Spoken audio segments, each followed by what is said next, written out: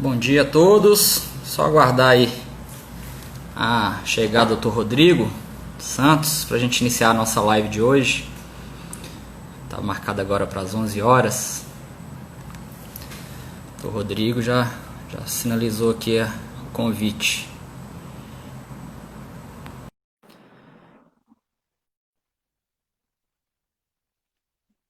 Só mais um instante.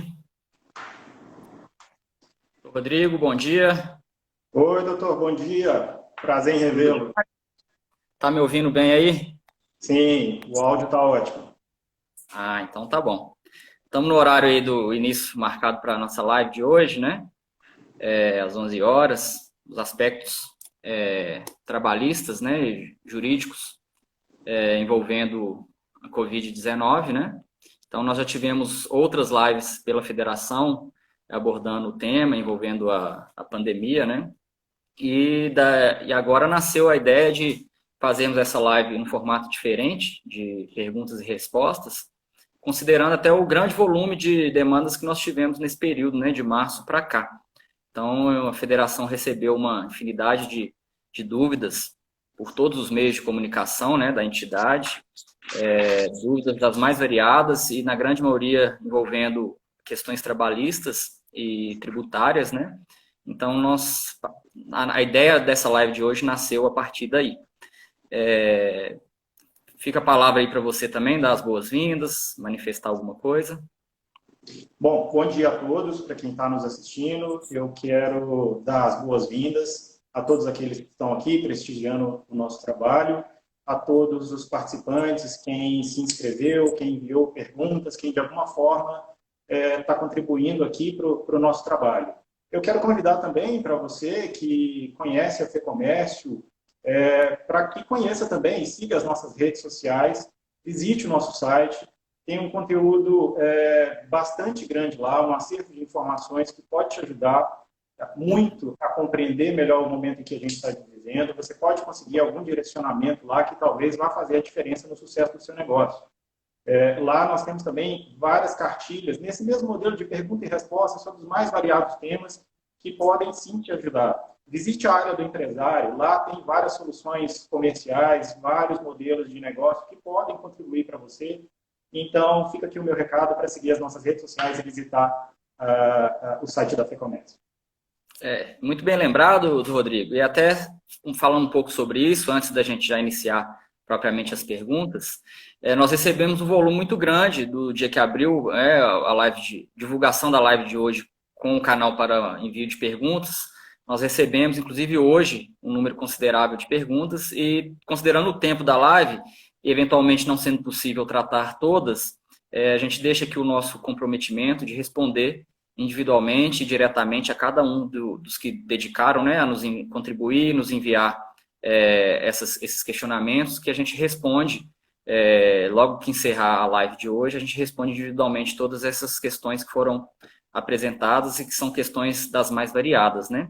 E aí eu reforço o convite também, que muitos dos assuntos já foram levados para as redes sociais e para o site da FEComércio, com artigos, cartilhas, então reforço o convite aí, fecomérciomg.org.br, no Instagram, né? Quem já está acompanhando aí já segue a federação.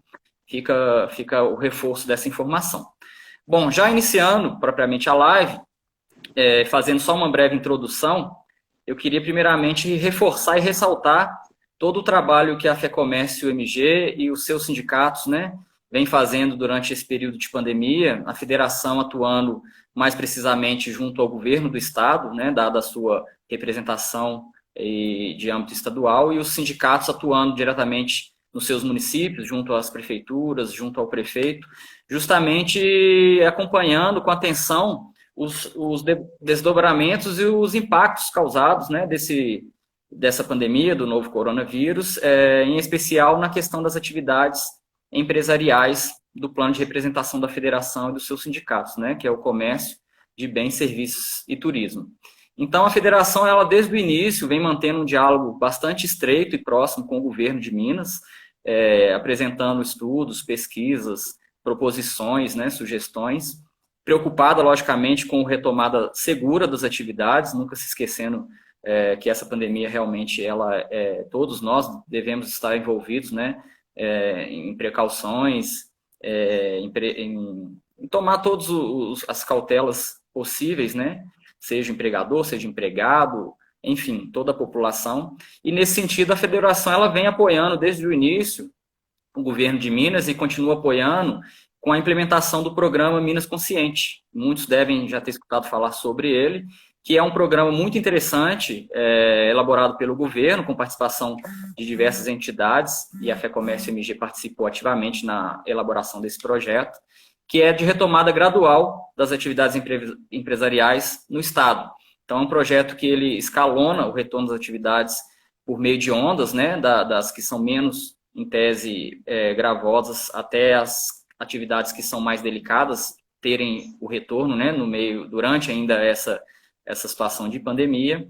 E esse programa ele tem se mostrado muito eficiente nas cidades que vêm acompanhando e implementando esse retorno de acordo com as diretrizes traçadas pelo governo, que são diretrizes que fazem um estudo todo da região e daquela cidade do ponto de vista epidemiológico, né? Então, não é simplesmente determinar o retorno da atividade, tem que se avaliar como aquela cidade está se portando nesse controle e combate ao novo coronavírus.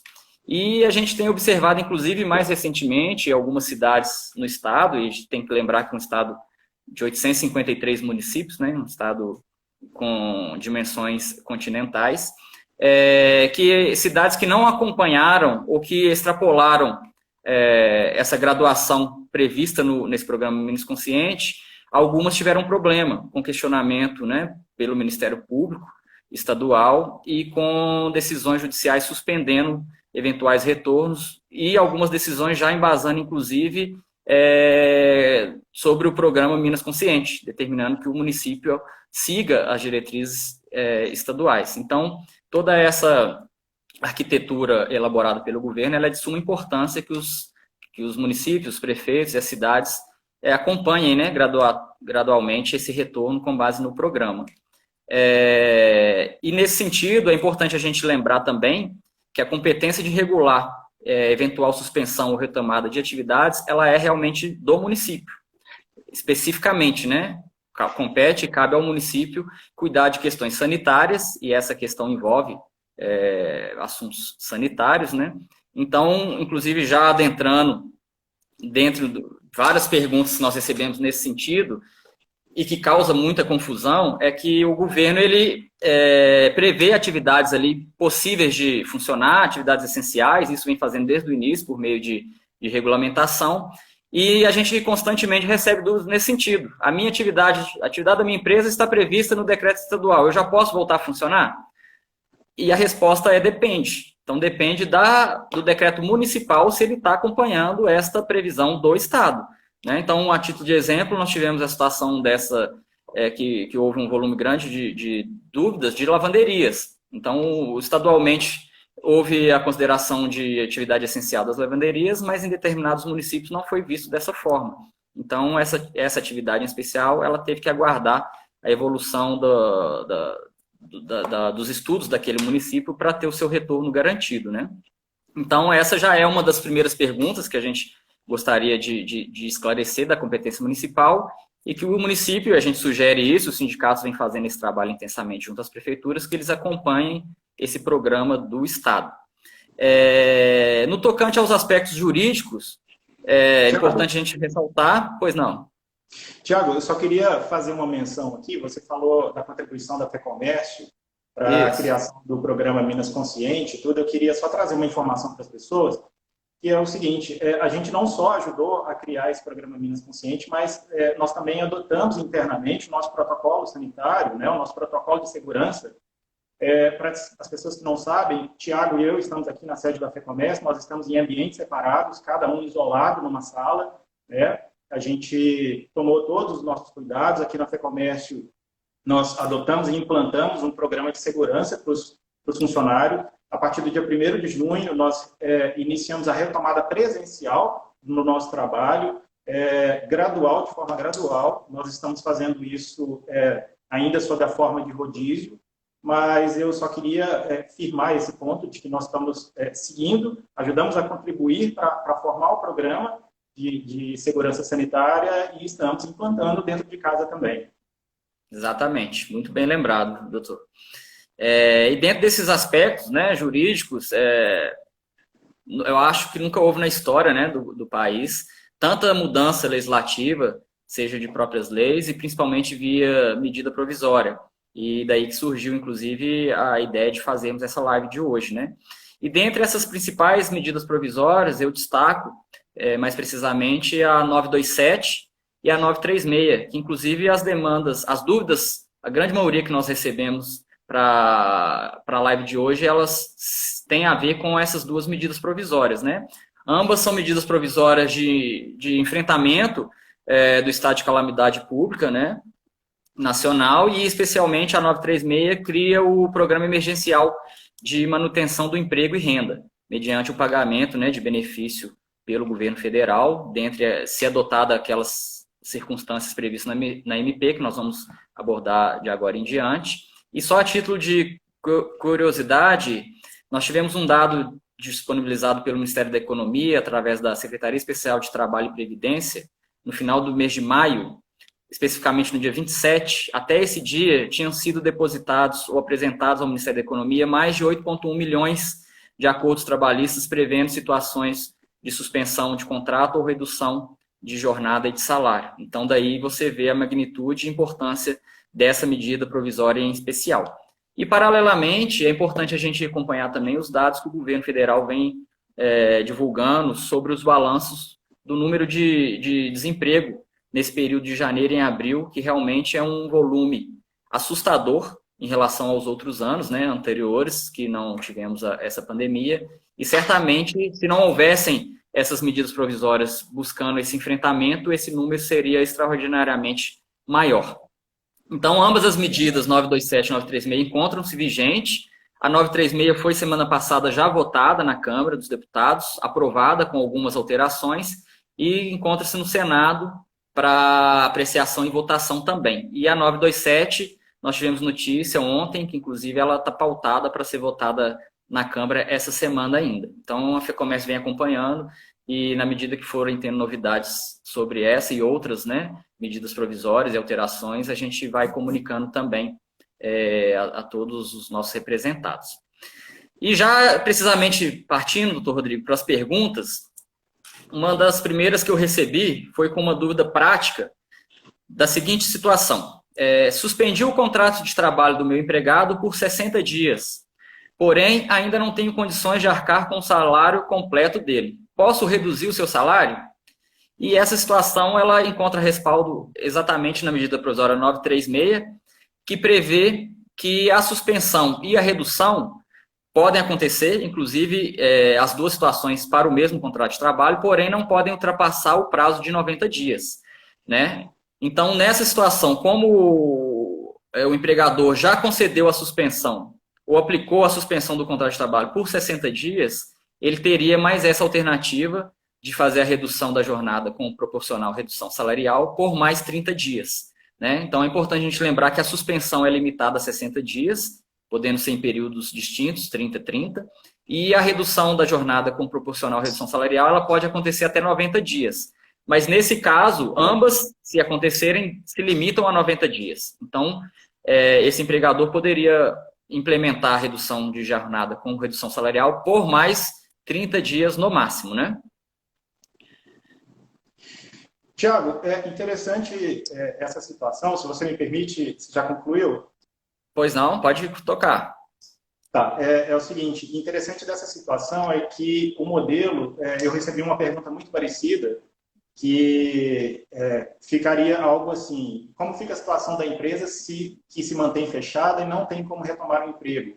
Ou seja, ele já suspendeu por 60 dias o contrato, a redução para ele não atende, porque o negócio dele permanece fechado, o que eu faço? Né? Essa foi uma das perguntas que a gente recebeu com bastante frequência, e o que eu sugiro é o seguinte, existem alguns instrumentos lá na medida provisória 927 que podem ser utilizados. Né? É claro que o teletrabalho não vai adiantar, porque se o negócio dele tem impedido de funcionar, não é uma opção.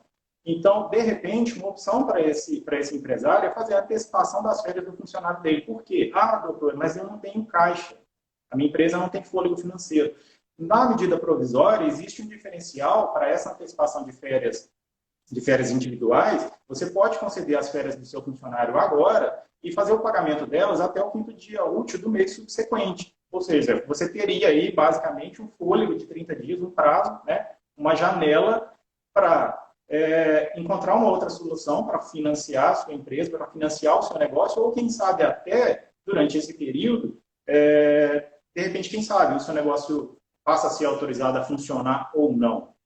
Né? Você tem esse prazo. Agora, na pior das hipóteses, passou os 30 dias, eu não consegui, o meu negócio continua impedido de funcionar, o que eu posso fazer? Existe um outro programa, é um programa bastante interessante, foi criado pela medida provisória 944, que é um programa de auxílio, de concessão de crédito, na verdade, para financiamento de folha de pagamento. É um programa que oficialmente se chama Programa Emergencial de Suporte a Empregos. Ele veio justamente para dar um fôlego, caixa para as empresas, para que elas possam se manter e evitar que elas fechem, né? Para que elas continuem pagando o salário das pessoas e evitar, né, uma medida pior, que seria o fim do negócio. Então, como é que funciona? Né? Só trazer aqui em linhas gerais, você pode obter, se você preencher todos os requisitos do programa, você pode obter um financiamento de até 2 meses da folha de pagamento da sua empresa. Né? Você pode contratar um empréstimo de até R$ 2.090, ou seja, 2 salários mínimos, por um período de até 2 meses. A carência, você tem uma carência de 6 meses, ou seja, você vai tomar um empréstimo agora, você consegue um fôlego na sua folha de pagamento por 2 meses, mas só vai começar a pagar daqui a 6. Né? Você tem um prazo para retomar o negócio e retomar o fluxo de caixa da sua empresa. Você vai fracionar esse crédito em até 36 parcelas a juros poucas vezes encontrados no mercado, ou talvez nunca, né? 3,75% ao ano. É claro que, infelizmente, esse programa ele tem requisitos e ele não é válido para todos. Você precisa ver se a sua empresa, se o seu modelo de negócio se encaixa nesses requisitos. E um dos requisitos, por exemplo, é que a janela de faturamento da sua empresa, relativa ao ano passado, 2019, que ela fique entre 3 milhões e 600 e até 10 milhões de reais. Se o seu negócio, se o seu faturamento se encaixa dentro desse sistema e você tem interesse em conseguir pleitear esse empréstimo, eu sugiro, então, que você procure uma instituição financeira que esteja trabalhando com esse programa governamental. Quais são as instituições financeiras, além das oficiais, Banco do Brasil e Caixa? Existem algumas privadas, alguns bancos privados de grande renome. Você precisa procurar isso no site, procure o gerente da sua conta e você vai conseguir mais informações sobre isso. Então, a sua folha de pagamento ela precisa ser processada dentro desse banco, porque é a maneira que o governo vai encontrar de conferir a sua folha de pagamento, enfim, né? Tenha claro que a sua folha de pagamento precisa estar sendo processada dentro daquele banco. Assumindo esse contrato, assumindo essa tomada de crédito, você precisa se comprometer, né, com algumas questões.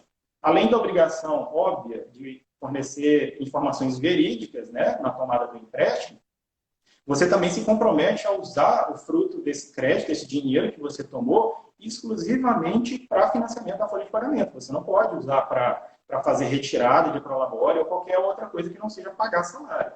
Se você fizer isso, o seu financiamento ele vai ser liquidado de imediato e você vai ser devedor da dívida tão óbvia. Existirá o que a gente chama no meio jurídico de vencimento antecipado da dívida. Ou seja, não faça isso, não vai ser bom para o seu negócio. Existe uma outra obrigação que você precisa se comprometer a não demitir sem justa causa os seus empregados. Desde a data em que você fizer a tomada do empréstimo, até 60 dias depois da data em que você recebeu a última parcela do empréstimo, você não pode demitir ninguém. Esse é um ponto que vem sendo bastante criticado pelos empresários. O governo federal vem sinalizando que pode repensar, mas, enfim, isso é especulação que a gente precisa trabalhar aqui hoje. O que está valendo hoje é essa obrigação, né? Você precisa se comprometer a não desligar ninguém. Então, está aqui em linhas gerais. Se você se interessar, se você acha que essa sugestão pode ser interessante para você, procure lá o seu agente bancário e busque mais informações sobre isso. Muito bem abordado, doutor Rodrigo. E só fazendo um adendo na primeira parte da sua resposta, no que se concerne a antecipação de férias, é importante a gente ressaltar também que, além da possibilidade de pagamento, né, até o quinto dia útil seguinte, né, ao gozo das férias, pode também o empregador estender ou prorrogar o pagamento do terço constitucional, né, até o final do prazo de pagamento do 13º salário, que então seria até 20 de dezembro. Então, é uma forma também de dar um suspiro a esse empregador, de forma que ele consiga utilizar desse mecanismo previsto na medida provisória de antecipação das férias, com essa possibilidade do pagamento diluído, aí, né, prorrogado por esse período. Uma outra dúvida que nós recebemos ainda também envolvendo a 936, a medida provisória, é se pode proceder à suspensão do contrato de empregados enquadrados no grupo de risco. E a gente observa que na medida provisória 936 não há vedação, seja de suspensão ou de redução de jornada e salário, para empregados que se enquadram no grupo de riscos. O que a gente tem de vedação na medida provisória 936 é tão somente que ela não se aplica, ou as regras ali previstas, não se aplicam aos órgãos da administração pública, direta e indireta, empresas públicas, sociedades de economia mista, inclusive as suas subsidiárias e organismos internacionais. Então, fora empregados dessas pessoas jurídicas, né, dessas instituições, é possível a aplicação da 936 para todos os demais empregados, né? E é importante a gente ressaltar também, inclusive, que grande parte daqueles empregados enquadrados no grupo de risco, é importante a empresa verificar se ela já retomou a sua atividade, a pertinência realmente de suspensão do contrato desse empregado. Se ela não tem outros meios de antecipar férias, aproveitar feriados, enfim, porque o risco que se tem de retomar com o empregado do grupo de risco ao trabalho presencial, ele pode dar consequências, gerar consequências a esse empregador, que inclusive uma das questões que nós vamos ver mais adiante, que é a questão da responsabilidade do empregador quanto ao Covid-19 ser caracterizado como doença ocupacional, né? Então, esse ponto é importante o empregador se atentar. E um dos problemas maiores também que eu vejo na questão de suspensão de contrato para empregados que se enquadram no grupo de risco é especificamente aposentados, que inclusive nós temos uma questão também sobre esse assunto, que vai demandar bastante tempo a explicação sobre ela, que ela é polêmica, e na grande maioria os aposentados, eles se enquadram no grupo de riscos, né, que são empregados muitas das vezes com mais de 60 anos. Então, não há vedação, mas há um critério a ser observado, né, com mais cuidado pelo empregador para a implementação de suspensão desse grupo de risco. E já antes de passar a bola, doutor Rodrigo, só também que tem a ver com essa resposta que eu acabei de apresentar, é sobre jovem aprendiz e a medida provisória 936. Se as previsões ali de suspensão de contrato ou redução de jornada se aplicam aos jovens aprendizes. E também, como eu expliquei, não há vedação, né? Inclusive, a possibilidade de se fazer, de implementar essas medidas para eles, com exceção, logicamente, se esses jovens aprendizes são vinculados àquelas instituições que compõem a administração pública, direta e indireta, sociedade de economia mista, empresa pública, enfim. Inclusive, se a empresa faz a contratação desse jovem aprendiz por intermédio de alguma fundação ou de alguma instituição que comporta ou que contempla a administração pública, essa empresa, ela, como interposição, né, essa empresa ela não vai poder implementar as medidas previstas na 936 para esse jovem aprendiz. Então, ela vai ter que continuar com o contrato dele vigente da forma como era antes, né, da questão da calamidade pública. Com você agora, doutor. Tiago, já que você falou aí sobre grupo de risco, né, responsabilidade, retomada de presencial de atividades, eu queria trazer aqui uma das perguntas que a gente também selecionou como uma das mais frequentes, e eu acho interessante tocar nela agora, que é o seguinte: o empregador é responsável, a gente sempre recebe isso, o empregador é responsável pelo fornecimento de EPIs aos empregados? Quando eles perguntam sobre EPIs aqui, eles estão falando dos instrumentos recomendados pelas autoridades de saúde, as autoridades públicas de saúde, para a prevenção, né, contágio do coronavírus.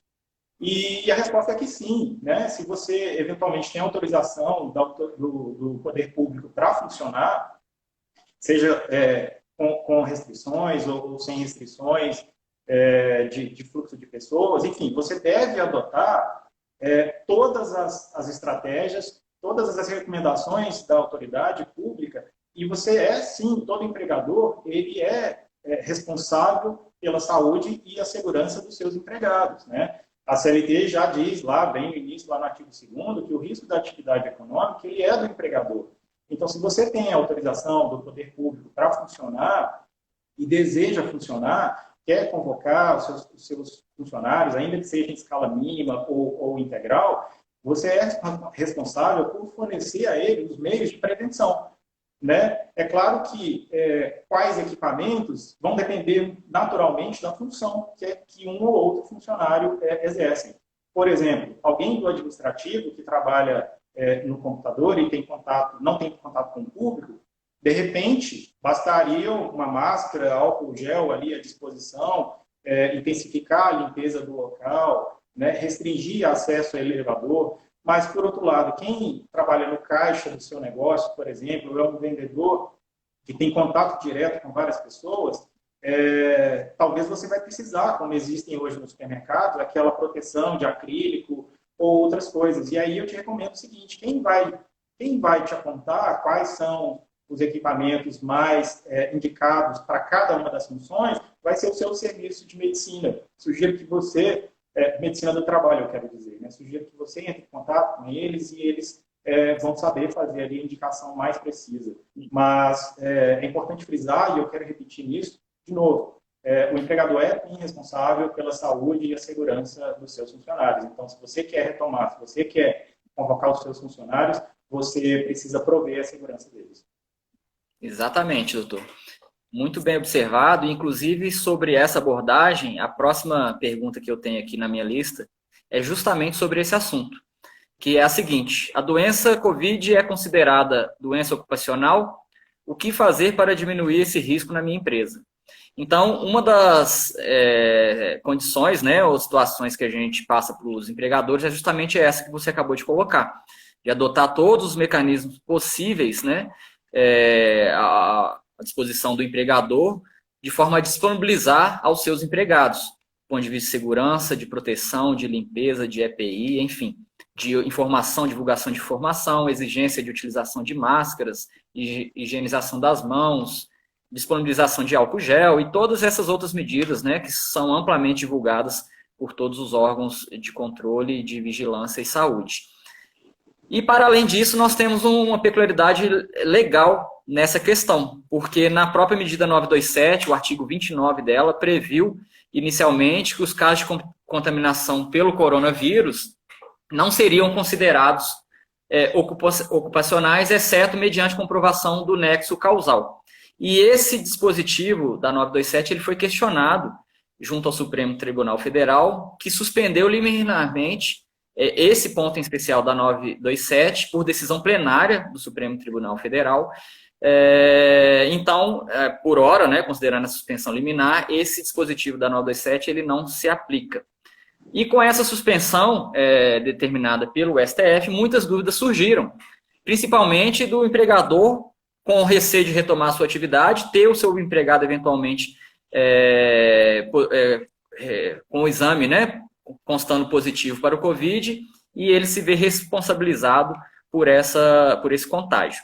E aí, na verdade, uma observação, uma opinião pessoal, inclusive é importante a gente ressaltar que foi elaborado um artigo especificamente sobre essa questão pelo jurídico interno da federação. Está disponível no site da FEComércio, eu convido todos a lerem, porque é uma matéria mais complexa, né, que às vezes aqui na live a gente não consegue explicar todos os detalhes dela, e o artigo ficou bem completo. Mas o importante é a gente ter em mente que essa suspensão desse artigo pelo STF, ela não garante o reconhecimento automático da Covid-19 como doença ocupacional. Então, na minha opinião, o que acontece é que antes o ônus de provar o nexo de causalidade da doença com o trabalho era do empregado. E com essa suspensão, o empregado deixa de ter esse ônus. E daí que surge a importância de o empregador se acautelar e se documentar de todas as medidas adotadas por ela empresa, né, por esse empregador, no sentido de evitar ou minimizar os riscos da contaminação dessa doença por todos os seus funcionários. E isso é uma análise razoável que se faz, porque a gente não pode tratar esse caso da contaminação como uma doença ocupacional de forma geral, em bloco, coletivo. A gente tem que verificar, na minha opinião, o caso concreto, né, o fato real e isolado daquela situação. Por exemplo, empregados que lidam em hospitais, clínicas médicas, fazem um atendimento de saúde. Eles estão muito mais suscetíveis a um contágio naquele ambiente do que empregados de outras atividades, por exemplo, atividades da indústria, ou o próprio empregado que está nesse período em trabalho home office, teletrabalho. Como que você vai imputar ao empregador a responsabilidade daquele eventual contágio, né, como doença ocupacional, desse empregado que está 100% exclusivo de teletrabalho? Então, não me parece razoável e, ao meu ver, a suspensão do STF é nesse sentido, né, de não generalizar que toda e qualquer contaminação vai ser responsabilidade do empregador, mas sim de ter essas cautelas. E a suspensão desse artigo se justifica por isso, porque há determinados casos que realmente a doença vai ser caracterizada como ocupacional, né? Ressalto novamente o caso de profissionais do plano da saúde, que podem eventualmente ter esse contágio no seu ambiente de trabalho. Mas essa deve ser uma avaliação feita caso a caso, e não de forma genérica, né? Então, essa é a minha opinião. Não sei se o Rodrigo discorda ou complementa alguma coisa sobre essa questão.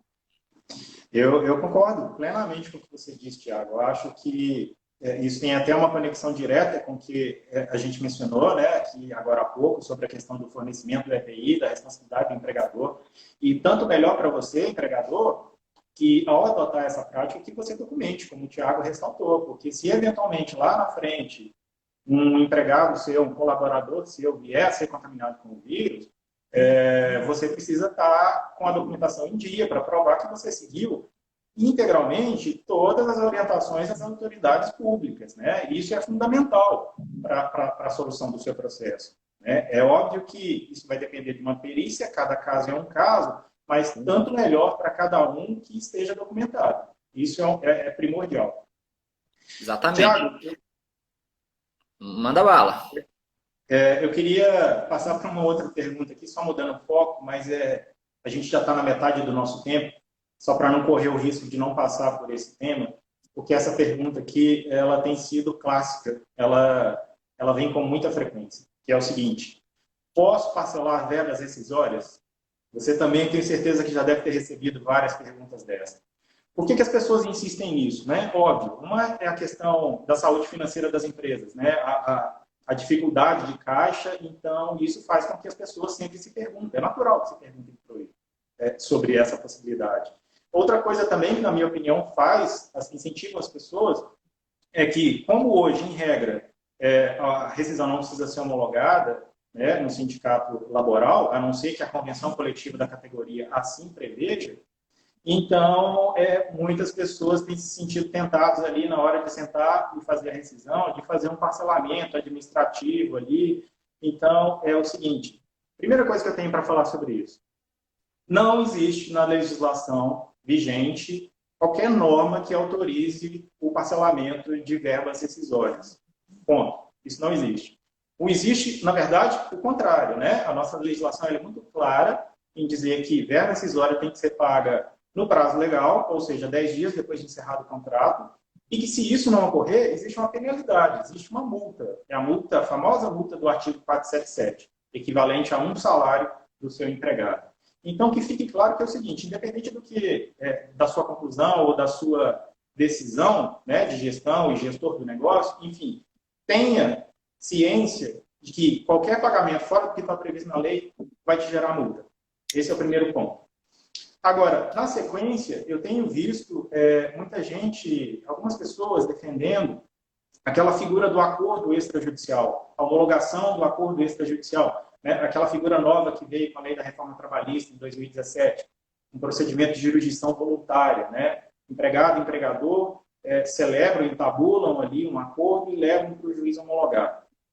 doutor, posso usar isso para fazer o meu parcelamento? Vamos voltar no que a gente acabou de falar, né? A lei não prevê parcelamento de verba rescisória. Outra coisa, a mesma lei, a reforma trabalhista, quando criou a possibilidade desse procedimento, ela também atribuiu para o juiz da vara do trabalho a competência de decidir sobre a homologação do acordo. Então, que fique claro que se o juiz vai ou não concordar com o seu parcelamento que vai ali constar, não sei, depende do juiz. O juiz é livre para decidir conforme as suas convicções e a sua linha de raciocínio. E outro ponto, né? Isso aqui, para resumir, significa em insegurança. Você não tem certeza de que seu acordo será homologado. Outro ponto, né? Eu já falei que se parcelar vai ficar mais caro. Tem a multa do 477. Esse modelo de homologação judicial de acordo, ele prevê necessariamente a participação obrigatória de advogado para as duas partes, né? O empregador precisa estar representado por um advogado, o funcionário, o empregado também precisa estar representado por um advogado, um terceiro. Não existe a menor possibilidade de que seja o mesmo para os dois. Isso significa custo, né? Se você está num momento de dificuldade financeira, esse modelo me parece ser um modelo ainda mais oneroso. Você está gerando uma multa a mais, ou está gerando uma despesa com o advogado. E outra, você está chamando um terceiro, que é o advogado do seu funcionário, que vai defender os interesses do seu funcionário. Pode ser que ele nem concorde, pode ser que ele nem oriente, pode ser que ele oriente o seu funcionário a não topar o acordo. Então, eu só queria pontuar essas questões, que o modelo da homologação judicial de acordo trabalhista, às vezes ele é vendido como algo certeiro, como algo sensacional, e nem sempre é assim, né? A gente pode pesquisar no tribunal. Quem é da área, né, tem acesso a várias decisões, sabe que decisão existe de todos os lados, mas o meu ponto aqui, que eu queria estabelecer de maneira clara, não existe na lei autorização para parcelar verbas. Se você decidir fazer isso, você sabe que vai se tornar mais caro porque você precisa pagar a multa do 477. E ainda assim, se decidir levar para homologação judicial, pode ser que o juiz não aceite. E pior das hipóteses, né, aquela pessoa que deseja ou tem a intenção de fazer um acordo ali sentado na frente do funcionário e não levar para homologação, essa é a pior das escolhas. Esquece, tira isso da sua cabeça, porque isso vai te gerar insegurança, pode gerar depois lá na frente um passivo, algo muito pior do que você estava esperando. Com certeza, doutor. Essas questões, o empregador, né, tem sempre que se acautelar, inclusive não se deixar tomar aquela decisão no calor da emoção ali, porque isso pode repercutir lá na frente de forma muito drástica, né? Inclusive, sobre esse aspecto, eu selecionei uma outra questão que nós recebemos aqui, que é durante o período, o empregador aplicou suspensão de contrato de trabalho ao seu empregado, e durante esse período de suspensão, ele pergunta se pode demitir esse empregado. Então, isso pode acontecer, né, nos casos práticos, muitas das vezes, principalmente sem uma perspectiva de retomada daquela atividade e, paralelamente, se encerrando. Em muitos casos, isso está acontecendo na prática, né? Empresas que aplicaram suspensão de contrato desde o início da medida provisória, que é 1º de abril, por 60 dias, esses 60 dias já se encerraram. E, em alguns casos, em algumas cidades, eventualmente a atividade daquela empresa não pôde retornar ainda, não foi autorizado por aquele município. Então, o que fazer esse empregador? Pode demitir? Não pode? Qual que seria a opção? E aí, no caso, a MP 936, ela traz no artigo 10 que qualquer medida adotada de alteração do contrato de trabalho do empregado, seja de redução de jornada e salário, seja de suspensão, esse empregado ele vai gozar de garantia do emprego pelo período que for acordado de alteração do seu contrato, e quando ele retornar à atividade normal, ou o seu contrato retornar à normalidade, ele também vai gozar dessa garantia por igual período. Então, um exemplo prático. Tive 60 dias do contrato suspenso. Durante esses 60 dias, o empregado goza da garantia do emprego, e quando ele retorna, ele goza de mais 60 dias. Então, a regra da MP diz dessa forma. E nesse período, se o empregador decidir por fazer o desligamento ou a demissão desse empregado, há na medida provisória a previsão de o pagamento de uma indenização. E ela é escalonada de acordo com a eventual redução da jornada e do salário, né? Então, reduções de 25%, essa indenização ela vai corresponder a 50% a que o empregado teria direito do seu salário durante o período. Reduções acima de 50%, ele vai ter direito a 70% do salário a que faria jus durante o período. E reduções de jornada de 70%, e aí a pergunta falava de suspensão, o empregador ele fica obrigado ao pagamento da indenização de 100% referente ao salário que esse empregado teria direito nesse mesmo período. Então, não há vedação que se faça, mas é importante o empregador ter consciência disso e pôr no papel da responsabilidade que ele vai ter, além do pagamento normal das verbas rescisórias. É importante a gente lembrar isso. Então, além do pagamento de todas as verbas rescisórias, ele terá o ônus dessa indenização também por quebrar essa garantia do emprego. E é importante a gente lembrar que essas medidas trazidas na MP 936, ela busca justamente compensar as alterações do contrato do empregado, seja mediante o pagamento do benefício emergencial pelo governo, seja mediante o pagamento de ajuda compensatória pelo empregador e com a garantia do emprego. Então, são medidas compensatórias.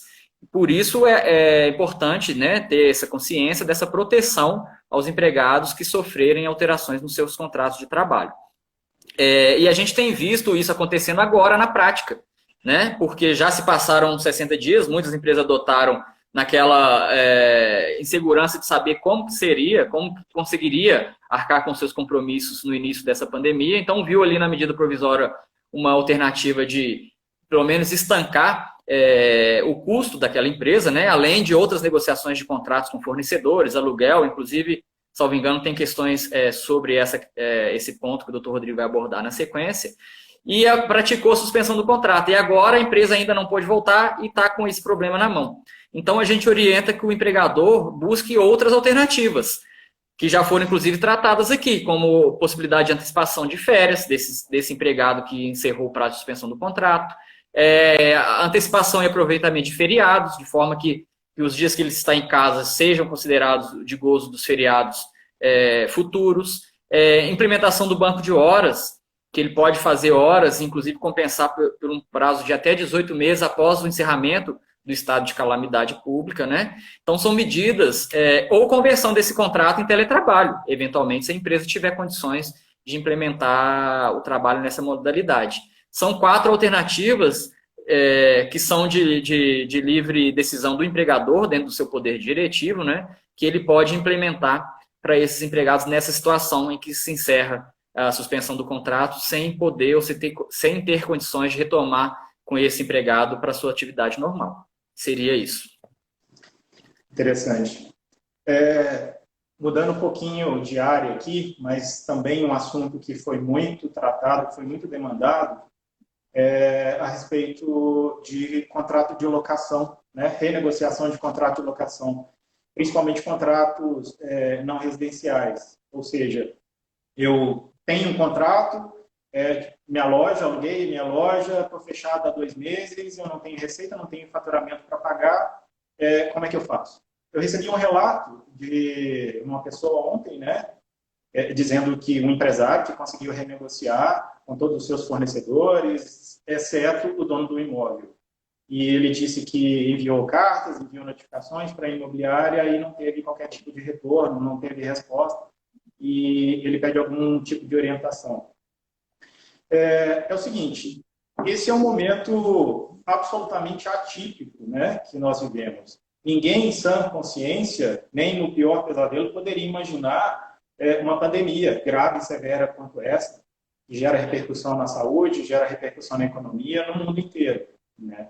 E o nosso sistema judiciário, o nosso ordenamento jurídico, né, como o advogado gosta de chamar, ele tem um instrumento que se chama teoria da imprevisão, está lá no nosso Código Civil, artigo 317, 488 e seguintes, 78, perdão, que permite, em resumo, permite reestabelecer o equilíbrio de um contrato quando ele se torna excessivamente oneroso para uma das partes, em função de uma circunstância extraordinária e imprevisível. Como eu acabei de falar, uma pandemia que vai resultar num modelo de cerceamento e fechamento do seu negócio é algo absolutamente extraordinário e imprevisível. Isso te possibilita pleitear judicialmente uma autorização para temporariamente pagar um valor menor. Né?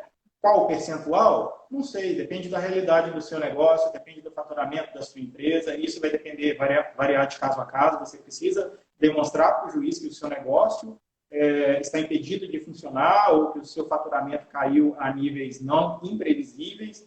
Precisa mostrar ali, comprovar para ele que sem essa adequação do contrato, essa adequação temporária, o contrato se torna inviável, né? Então, esse é o melhor caminho. E para essa pessoa que já tentou a via administrativa, a via amigável e não conseguiu, né, a aceitação, é claro, ninguém é obrigado a aceitar um acordo, isso as pessoas têm que ter claro, né? A outra parte, ainda que seja na base da intransigência, enfim, ela não é obrigada a aceitar a sua proposta. E o que eu te recomendo ao nosso amigo ele não assinou, é o seguinte, a pior das coisas que você poderia fazer agora é ficar quieto. Porque se você fica quieto, o que está prevalecendo é o contrato que você assinou, é o valor de aluguel que está vigindo, e inclusive você está sujeito aos encargos, à multa prevista no contrato. Você pode ser acionado judicialmente para cobrança do aluguel, você pode ser acionado até para uma questão mais traumática, que é, de repente, o despejo. Né?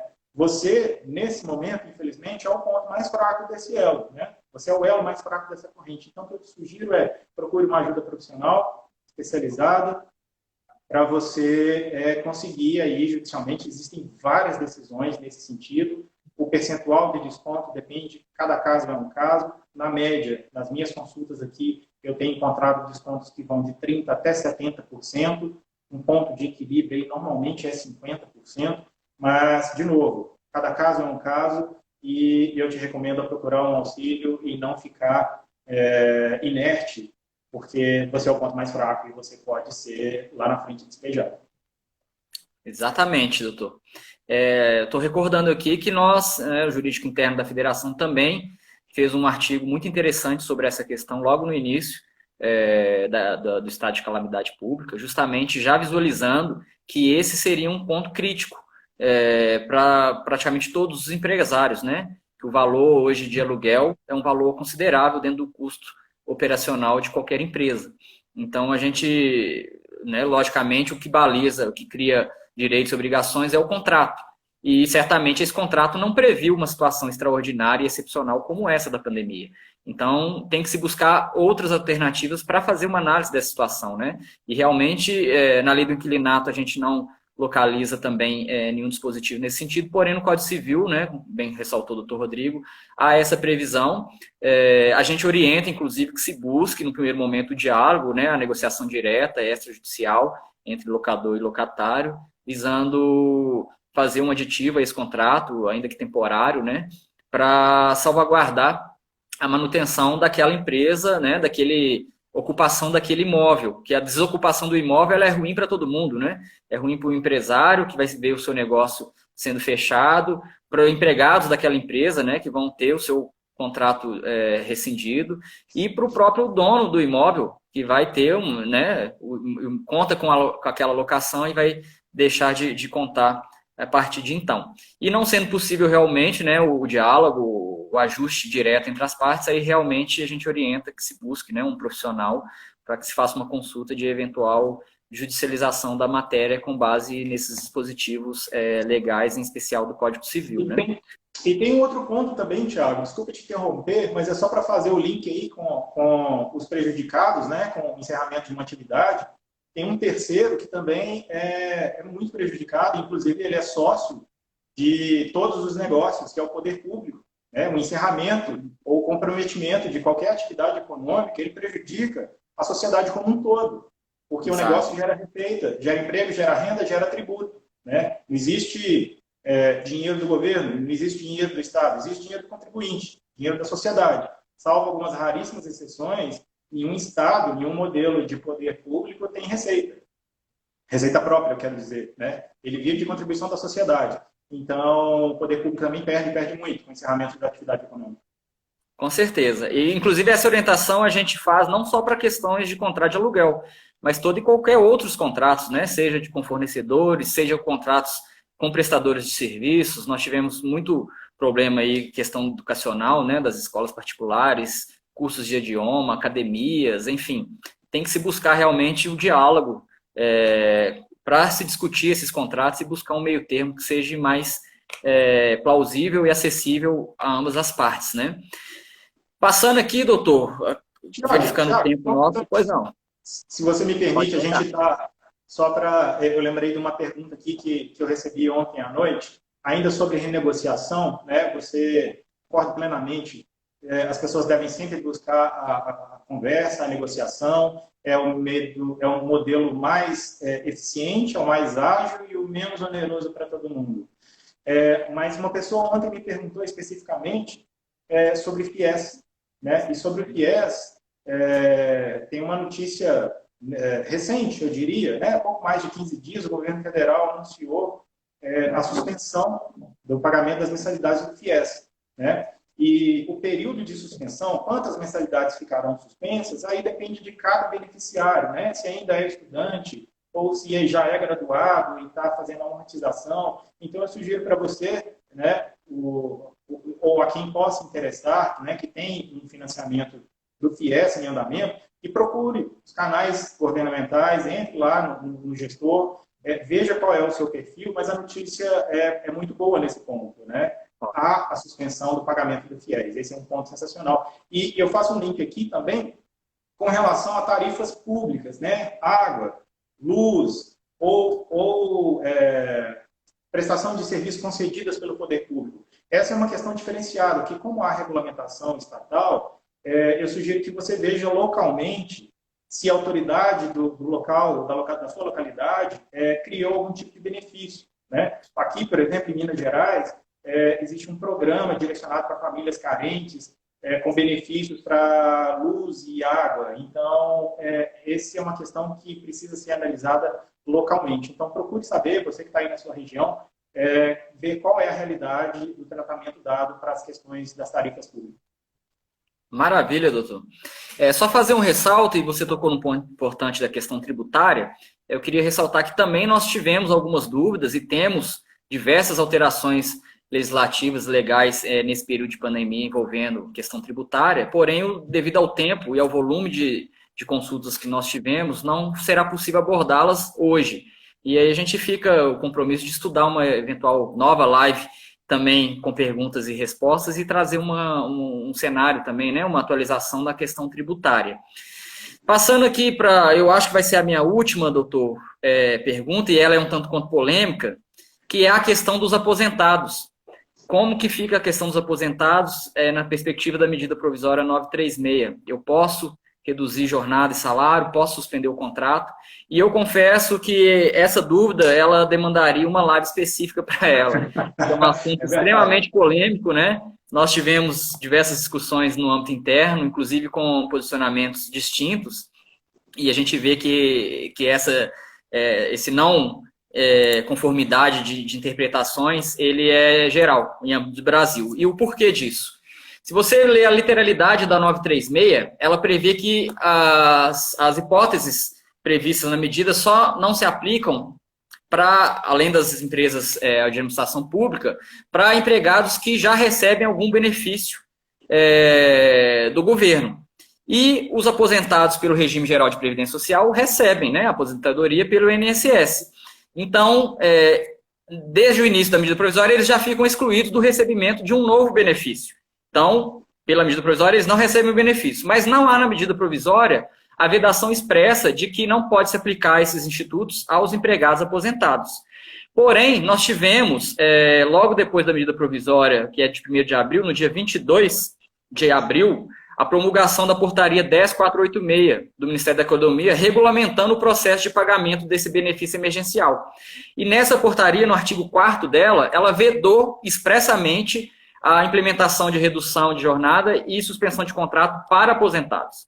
Então, ao meu ver, e é uma opinião pessoal, eu entendo que a portaria, nesse aspecto, ela se mostra ilegal e inconstitucional, porque ela invade a competência extrapola a competência da medida provisória, né?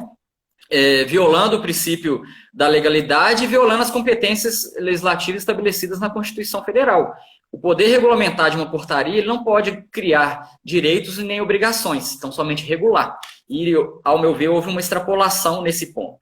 Então, em tese, poderia sim o empregador adotar a suspensão para os aposentados.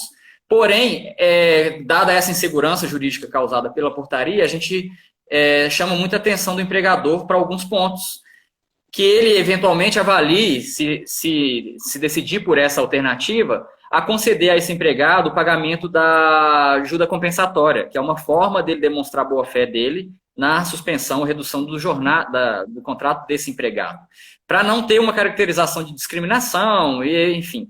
E, voltando um pouco no início da nossa live, a gente vale lembrar que o aposentado, na sua grande maioria, compõe grupo de risco. Então, a gente vê também um princípio constitucional no artigo 3º da Constituição, que trata do princípio da solidariedade, que é razoável que essa medida provisória também se aplique aos aposentados, além de todas as outras possíveis, de antecipação de férias, teletrabalho, que nós já abordamos aqui. Então, ao meu ver, é possível, porém, há uma insegurança muito jurídica de adoção dessas medidas para os aposentados por conta dessa peculiaridade da portaria, até que, eventualmente, isso seja alterado, né? Então, a gente ressalta para o empregador ter cuidado de adoções dessas medidas com esse grupo de empregados e a gente compromete também a fazer um artigo mais detalhado sobre esse tema, né, que é um tema complexo. Nós já estamos aí caminhando para encerrar. Eu deixo a palavra aí com o Dr. Rodrigo para os encerramentos. Só antes de encerrar também agradeço a participação de todos que enviaram as perguntas, que estão nos acompanhando ao vivo aqui na live.